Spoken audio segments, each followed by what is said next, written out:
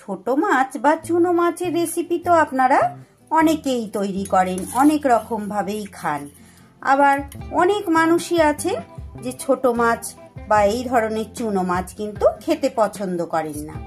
কিন্তু এই রেসিপি যদি একবার কারোর পাতে দেয়া হয় তাহলে কিন্তু সে সব সময় এই চুনো মাছ এইভাবেই খেতে চাইবে।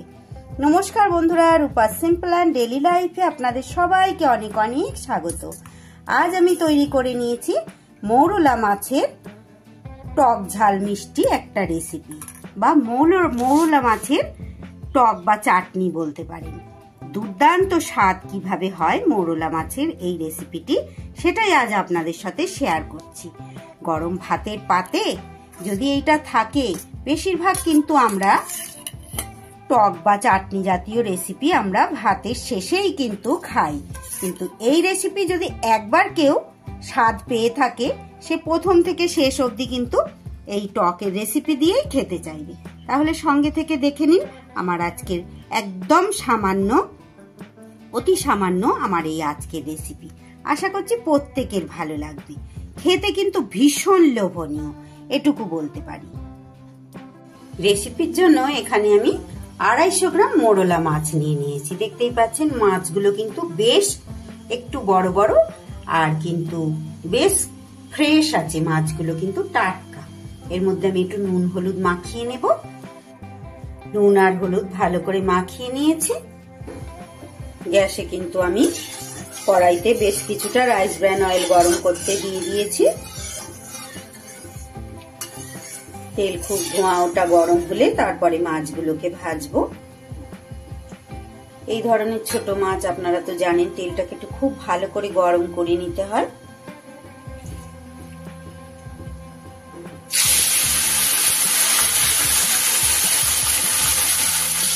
মাছটা ভাজা হতে হতে এদিকে আমি শিলের মধ্যে 1 চা চামচ কালো সর্ষে নিয়ে নিয়েছি।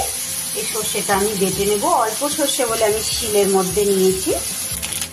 মাছ ভাজা হতে হতে কিন্তু এদিকে আমার সর্ষেটাও বাটা হয়ে গেছে শিলের মধ্যে। এই মাছগুলো ভাজা হয়ে গেছে, তুলে নিয়ে আমি আবার বাকি মাছগুলো কড়াই দিয়ে দিয়েছি। এই মৌরলা মাছ কিন্তু বন্ধুরা যে কোনো রেসিপি তো ভালো লাগে, ভাজাও কিন্তু ডালের সাথে দুর্দান্ত লাগে খেতে। মুচমুচে করে ভেজে ডালের সাথে যদি আমরা পরিবেশন করি, ভীষণ ভালো লাগে। অন্য ছোট মাছের থেকে কিন্তু এই মৌরলা মাছটা খাওয়াও ভীষণ উপকার, আর খেতেও কিন্তু ভীষণ ভালো। এই মাছগুলোও কিন্তু আমার সুন্দর করে ভাজা হয়ে গেছে, সবগুলো আমি তুলে নিয়েছি। এইবার আমি এই মাছ ভাজার তেলেই দিয়ে দেব সামান্য একটু সর্ষে ফোড়ন। আপনারা কিন্তু সর্ষের বদলে এখানে চাইলে 5 ফোড়ন দিতেই পারেন, সেক্ষেত্রেও কিন্তু খুব সুন্দর গন্ধ হয়।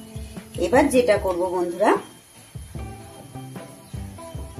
বাটির মধ্যে কিন্তু আমি বেশ কিছুটা তেঁতুল, পাকা তেঁতুল ভিজিয়ে রেখেছিলাম জল দিয়ে, এটার কাঁচ বার করে নিয়েছি।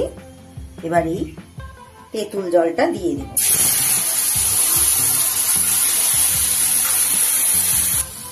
পাকা তেঁতুল দিয়ে এই মৌরলা মাছের টক বন্ধুরা, যে খেয়েছেন সে তো জানেনই এর কি স্বাদ। যে খাননি একবার অন্তত বানিয়ে খেয়ে তারপর আমাকে বলবেন।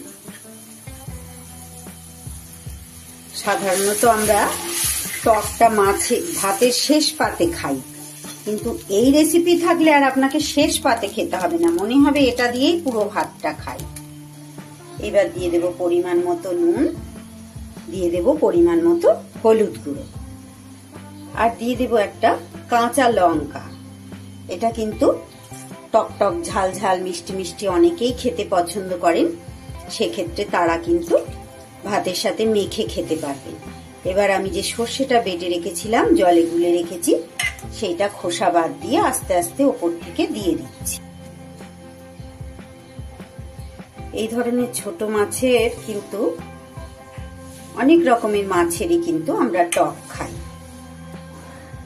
খুব ভালো করে যখন গ্রেভিটা ফুটে গেছে, এইবার ভেজে রাখা মাছগুলো দিয়ে দিলাম।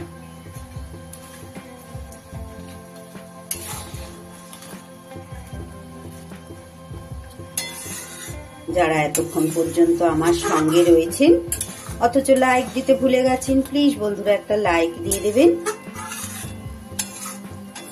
আর রেসিপির শেষে কিন্তু একটা ছোট্ট কমেন্ট করে আমাকে জানিয়ে যাবেন আমার একদম সহজ পদ্ধতির এই রেসিপি আপনাদের কেমন লাগলো।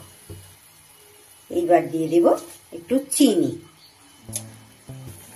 এই চিনিটা কিন্তু যে যেমন মিষ্টি খেতে পছন্দ করেন সেই মতো দেবেন। যারা একটু বেশি টকটক পছন্দ করেন কম দেবেন, যারা একটু টকটক মিষ্টি মিষ্টি পছন্দ করেন তারা একটু বেশি দেবেন। আর এই টকের গ্রেভিটা আপনারা যদি একটু বেশি পাতলা পাতলা খেতে চান ভাতে মাখিয়ে, সেক্ষেত্রে একটু পাতলা রাখতে পারেন। আমি কিন্তু আজ একটু মাখা মাখা টাইপের করব, আমি তাই গ্রেভিটা কিন্তু খুব কমই রাখবো। এবার আমি একটা পাত্রে ঢেলে সার্ভ করে দিয়েছি। শুধু গরম ধোঁয়া ওটা ভাতের অপেক্ষা। গরম গরম ভাতের শেষ পাতের দরকার হবে না বন্ধুরা, শুরু থেকে শেষ অবধি কিন্তু এই রেসিপি দিয়ে সব ভাত খাওয়া যাবে। একবার শুধু ট্রাই করে দেখবেন, তারপরেই না হয় আমাকে কমেন্ট করে জানিয়ে যাবেন। আজকের রেসিপি তাহলে এখানেই শেষ করছি বন্ধুরা। সবাই খুব ভালো থাকবেন, সুস্থ থাকবেন। এতটা সময় আমার সঙ্গে থাকার জন্য সবাইকে অনেক অনেক আন্তরিক শুভেচ্ছা, ভালোবাসা আর অনেক ধন্যবাদ।